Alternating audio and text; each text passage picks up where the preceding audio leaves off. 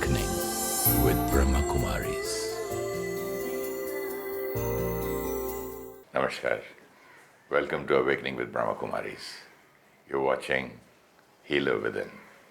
Sister Shivani, welcome. Thank you so much. Om Shanti. Om Shanti, sister. Welcome to Healer Within. Thank you so much. In the last episode, we were talking about ego. And you said a wonderful line. Ego is a wrong idea about myself. Attachment to a wrong idea about myself. Oh, you get attached also? If you don't get attached, you will not get hurt if somebody pricks somewhere. Let's say, for example, I have an image about myself, I'm very sincere, or I'm very honest. Oh. And then somebody comes and says, you're such a liar. I am attached to that image of myself that I am sincere. One is it's the truth, but one is an attachment to that. And then if somebody pricks it, it's going to hurt. I'm attached to the image that I am a mother, a wife, a daughter. Now if someone says, your child's not behaving properly, they've just pricked on my image of being the ideal parent. I brought him up. Absolutely. I brought her up. Yes. I gave the sanskars. How can it be possible? Absolutely. So again, that I comes here. Absolutely. I love the line, the word called attachment to a wrong idea. I thought a wrong idea means, it's not very strong when you are attached. Yes. Just a wrong idea would not create a disturbance. Yeah. It's a wrong idea. Let's say I have a wrong idea about myself, it's fine. But because there is attachment, what will happen when there is attachment to any name, any form, any person, any idea about myself? The minute there is attachment, the second emotion that follows will be fear. Let's say I have this pen. Like this pen, I have acquired a lot of things in my lifetime. The second that I was born, I had a body. I acquired that. We saw it yesterday. It's my body. So I have acquired that body. Then I acquired a family. I acquired a name. Then I acquired a degree. Then a designation. Further relationships. Which means the whole journey was acquiring. As I acquired, I got attached to those. When I hold this pen, I have one thing which is very deep inside, the fear of losing this. Now, at the same time, I know the reality that one day this will fall. I know I cannot hold this like this. But you don't believe that, do we? Do we know the truth? This is very important. I know the truth that this body will die one day. But still I'm attached to this body. Yes. And I am living in an illusion. Even though I know the truth, I'm not living the truth. But see, I'm postponing it. Not today, not now. That's It's okay. Still time, Fine. time. Fine. Nobody knows. See, it's like But still I'm attached. I'm attached to it. To a thing which is not going to be there forever. I know the truth. But So I'm not in living any the case, truth. whether it's 10 years, 100 years, it is temporary. Absolutely. So it's not a permanent And thing. so is everything that we acquired. Oh. Everything is temporary. Just take a simple object. Temporary and still attached means what is wrong here? This is what is illusion. And that illusion is the cause of all our pain. I know this will fall. I know the reality. Even if I'm not accepting it, each one of us knows the truth. So I know this will fall. I don't know when. See, I can't say whether it will fall after 5 minutes, 5 hours, or 5 days. Maybe I can hold it for 5 months. But the reality is it will fall. And yet I'm going to hold it Tight. like this, very tight. Now, suppose I'm able to hold it for 10 days. On the 10th day, finally it falls. So how do I feel on the 10th day when I lose it? Pain. Pain. Accept it. That on the 10th day when I lose it, I feel pain. But important is, how were the 10 days? Pain. This is the truth. Yeah. 10th day is okay, still acceptable that when I lose it, I create pain. So I was in pain from day 1 till the day 10. Absolutely. Because of imagining. Yes, or because of the waiting. fear of losing it. Even though knowing the reality, I will lose it. So I made that 10 days later reality today. Not only that, I made the 10 days a process of pain instead of enjoying it. I didn't enjoy the whole idea of having this object. I didn't enjoy the 10 days. Why did I get this pen? I got it to enjoy for 10 days. Enjoy it, live it, use it. But 10 days were like this. The minute it's like this, the tightness because of attachment, I will be under stress. I will be under fear. Now, if you just try and look at this pen also, I will get angry because I'm going to get fear that you will take away my pen. So, ego, anger, fear, stress, all got created because of my attachment to it. 10th day pain is acceptable, even then. But 10 days, now let me look at my life. I got this body. I got a family. I got property. I got position. I got money. It was meant to be enjoyed. Enjoy it, live it, use it, till I have it. We have fear today of losing our position, our status. I can have fear of losing my money, my property. I can live in the fear of losing a family member. Yeah. Yes? And love. Attachment, not love. No, but usually, sister, when people are in love, they say, oh, I found a right person after a long time and God has given me such a beautiful, relationship. I hope nobody puts an evil eye on this. So fear of losing. The loved. The attachment. Okay, this is not love. It can be not only a relationship like this, it can be fear of losing a parent, fear of losing a child, fear of losing a spouse, fear of losing a friend, anybody. There's always a fear of losing that person.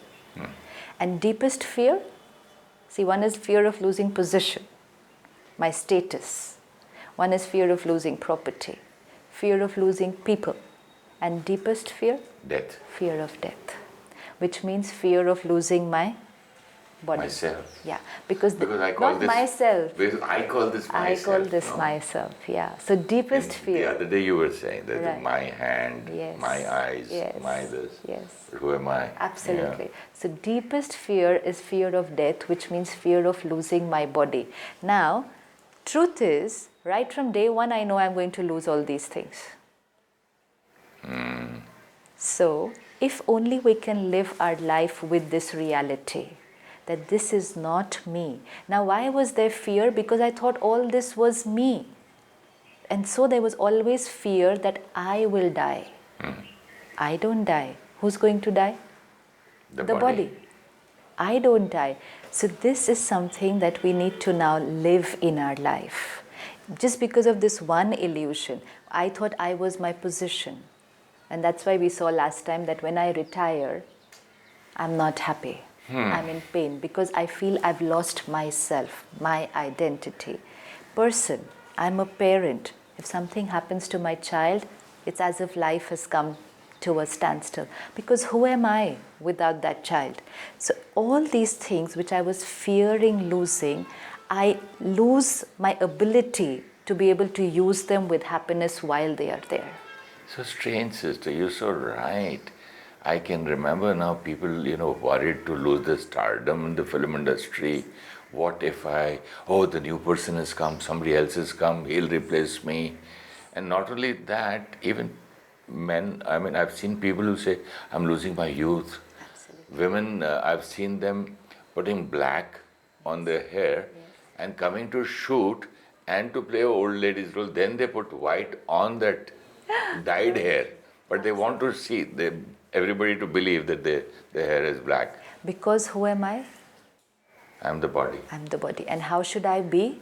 Perfect? But this is beautifully, you brought the whole thing straight to who am I? Absolutely. Till I keep feeling I am all these. I see human nature.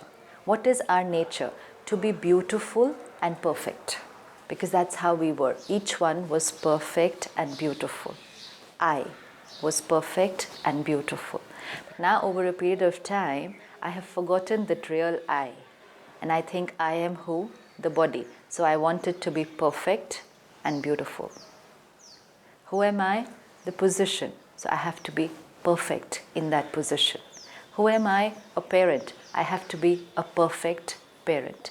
So that's why I moved my focus from who I am and I started making all these things perfect and beautiful. And permanent. And permanent. which we knew was not possible, but we wanted to do that because these three things were my quality: permanent, eternal, perfect, and beautiful. And that's why, like you said, old age is something that I cannot, I'm not able to accept Handle it. also. Yes, because I don't find myself any more perfect and beautiful. We are ready to do anything to have a perfect body today. We're playing with what nature has given us. We're using all kinds of scientific technology to get the perfect teeth, the perfect nose, the perfect eyes, the perfect hair, because I want perfection. Even though they're artificial. I want them to be perfect. See how we are moving away from the truth. So what happens? A child, when the child is born, the child doesn't have any labels. The child, and that's why if you look at a child, they're very pure, very innocent, because it's that true being without any acquired labels. You mean to say that's why everybody likes a child? Absolutely. Because it's in its original identity. So that means what you say, this is a proof that what I think I radiate. Absolutely. Because what is the consciousness of the child? See, consciousness is who I am, and that is what I radiate. Because my every thought, every feeling, and then of course words and behavior, the root, when we said belief system is from where every thought and feeling will arise, belief system is who am I? That's the main belief, the consciousness. So for a child, the child has yet not acquired any labels. So the child in its original identity, that purity, smiling, no fear. Child has no fear. Who teaches the child to fear? We teach the child. Don't do this, don't do that, Don't go, you'll fall down. Absolutely. We teach the child to fear.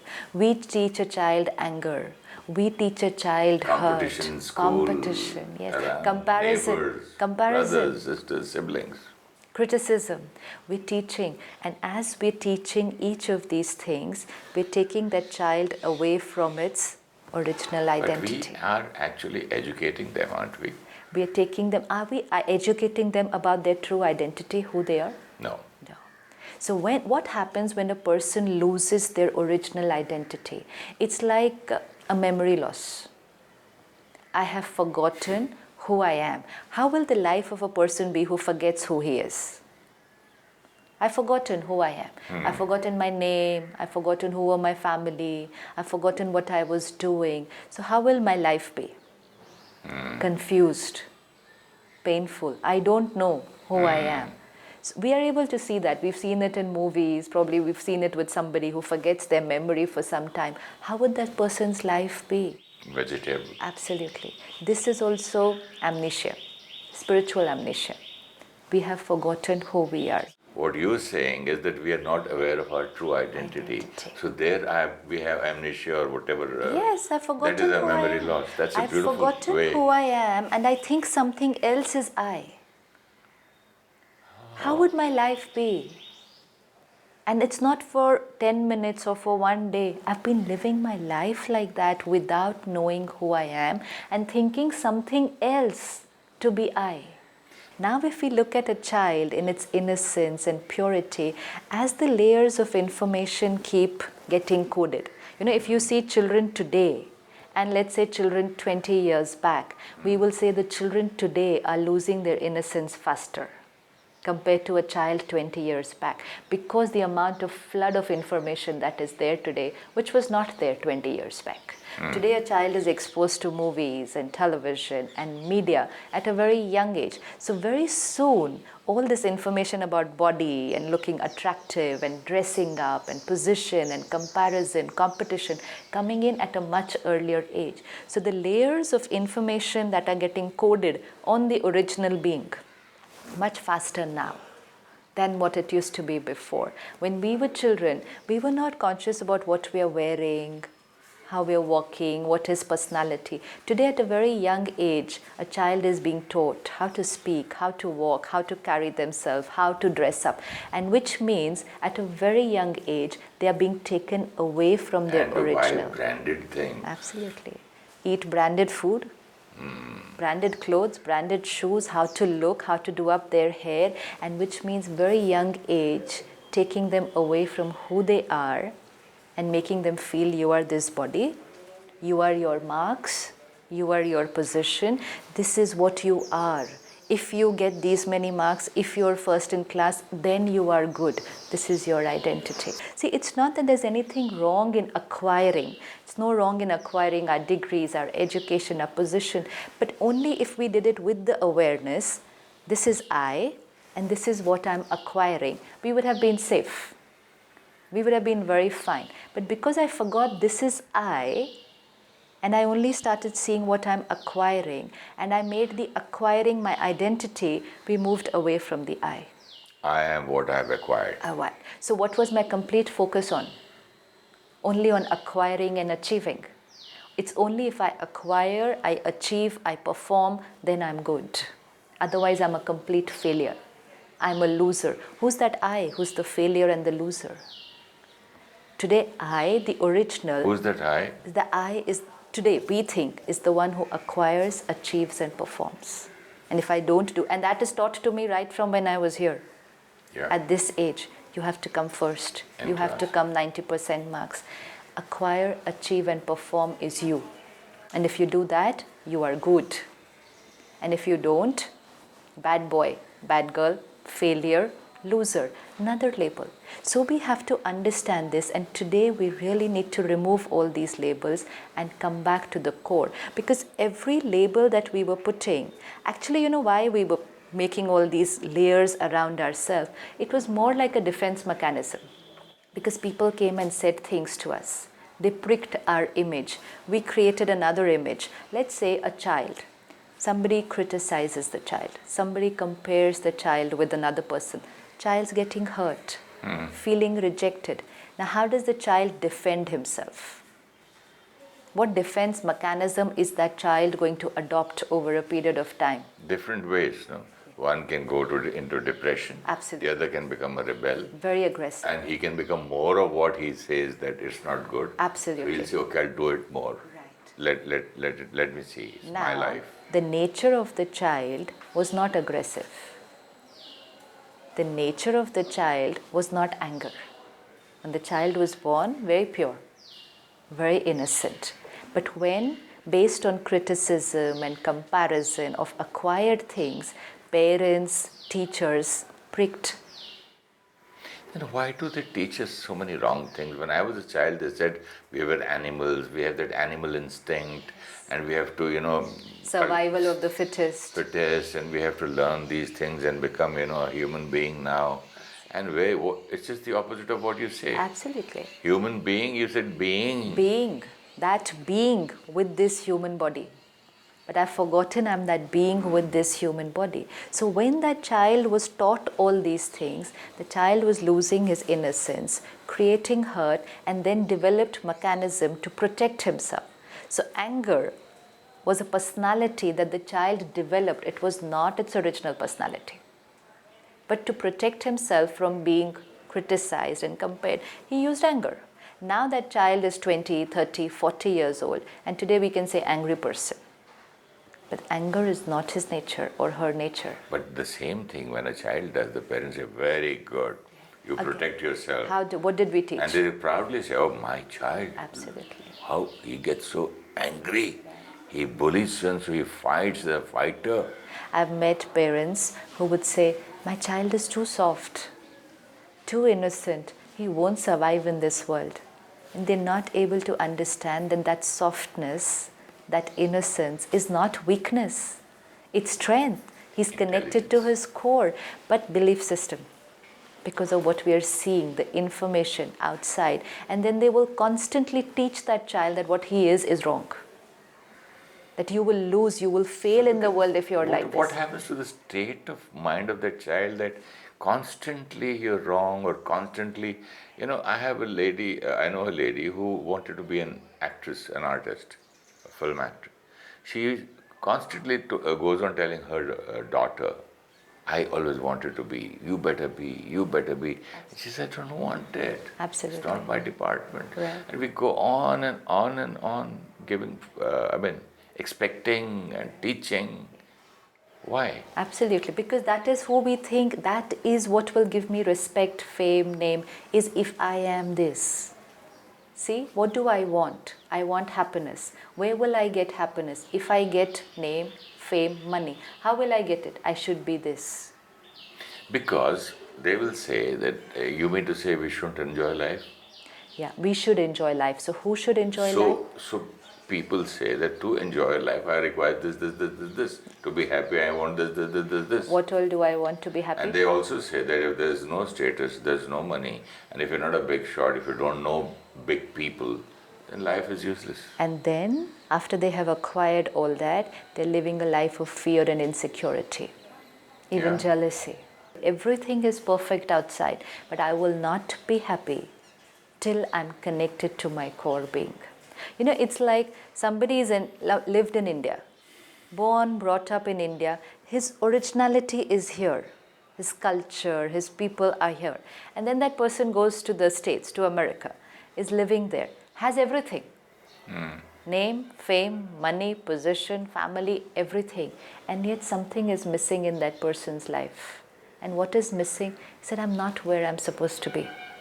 I'm still missing my place.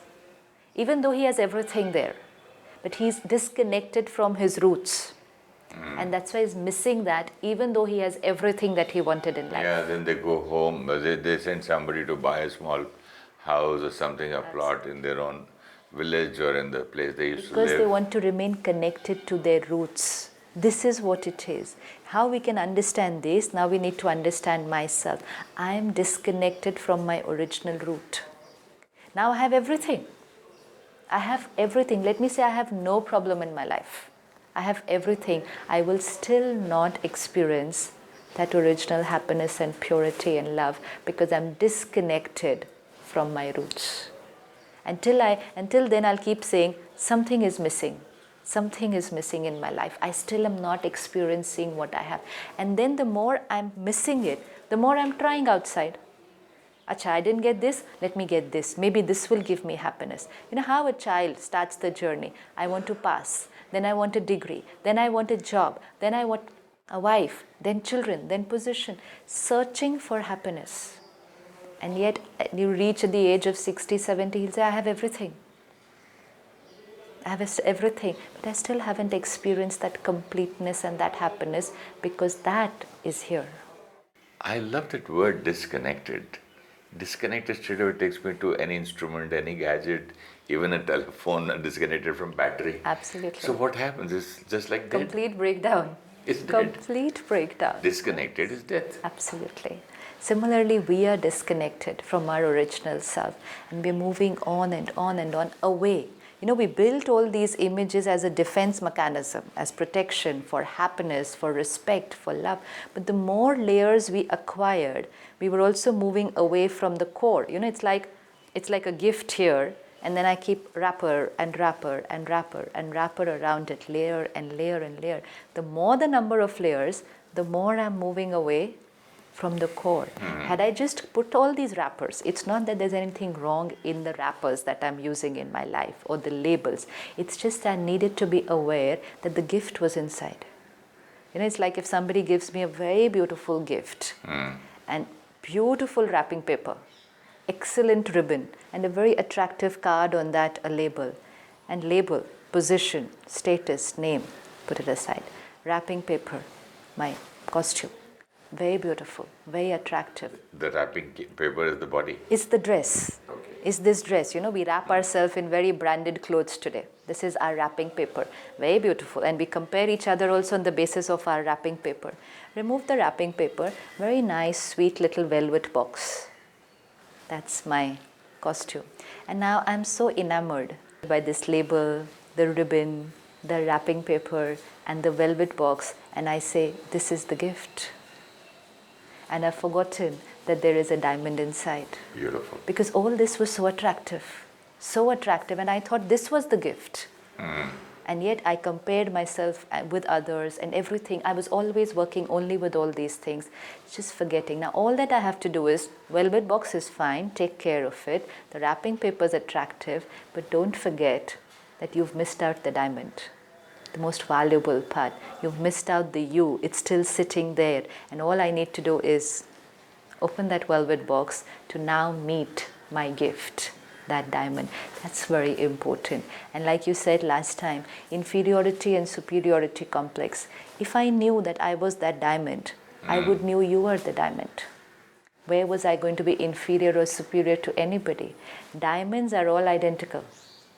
But wrapping papers, boxes, labels and ribbons are different. So when I compare myself with another person based on physical looks, position, status, financial status, I'm either going to be superior to someone or I'm going to be inferior to someone. And this is ego. Either like this or like this, because I'm not the original. I'm away from the original image of myself to an acquired image of myself. And self-respect is when I'm that diamond. This is the self. Then there will be no feeling of inferior or superior to anybody, because then I, you and everybody else, we're equal, we're same. Acquired is different. And like you said beautifully, it's temporary. It's temporary. I could be very rich today, everything finished tomorrow. I could be physically very good looking today, maybe finished tomorrow. Everything is temporary, but that eternal being, permanent, beautiful and equal, that's the diamond we have to meet now. So let's have a short meditation on how to find the diamond and to realize and understand. Absolutely. Let's sit back and take this moment to remove the labels, the wrapping paper and the ribbons we've acquired, and to meet the diamond within. This entire life I have achieved and acquired positions, roles, responsibilities, and I want them to be perfect and beautiful. Compared myself with others on the basis of what I achieved. Felt inferior or superior to them. But this was not the truth. This was temporary. Here today, gone tomorrow. Variable. Who am I? The one who acquired and achieved. The one who is originally perfect and beautiful. Permanent. The one who never dies. Eternal. I, the being, the energy, the power which uses this body. I, the diamond which uses this body. I am that original, pure, powerful being. Om Shanti. Ego is attachment to a wrong image of myself, my body, my name, my family, my degree. Everything that was mine, we called it I, and we forgot the real I. We create an image of who we are and then get attached to that image. When someone says something about the image, we get hurt. I, the being, is like a diamond in a velvet box, my body. The beautiful clothes I wear are the wrapping paper, and the attractive ribbons and labels are all that I have acquired. Let me not forget the diamond. If you wish to discuss your problem or have a question to ask or want to know your nearest Rajyoga Meditation Center, write to us at awakeningwithbks@gmail.com or call us on 099 99 744 555. Om Shanti Om. I'm a peaceful soul. Om Shanti Om. I'm a peaceful soul. ये ध्वनि मंगल ध्वनि है. Om Shanti Om.